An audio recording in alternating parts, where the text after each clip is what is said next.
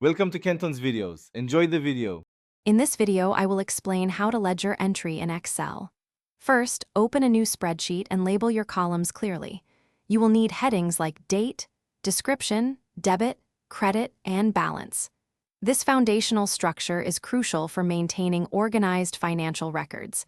Think of it as setting up your digital accounting book, ready for all your transactions. Once your columns are set, begin entering your transactions.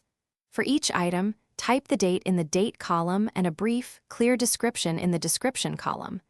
Then, depending on the transaction type, enter the amount in either the debit column for money coming in or the credit column for money going out. Remember, each transaction affects only one of these two columns. Now, let's automate your running balance.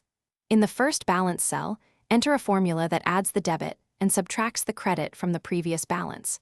For example, if your first balance is in cell E2, the formula for E3 might be equals E2 plus C3D3. Then, simply drag this formula down the entire column. This ensures your balance updates automatically with every new entry, saving you manual calculation time. To maintain an excellent ledger, consider a few best practices. Use conditional formatting to visually distinguish debits from credits or to flag large transactions. This makes your data much easier to read at a glance.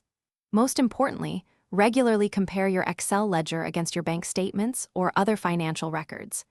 This reconciliation process helps catch any discrepancies or missed entries, ensuring your financial picture is always accurate and up to date.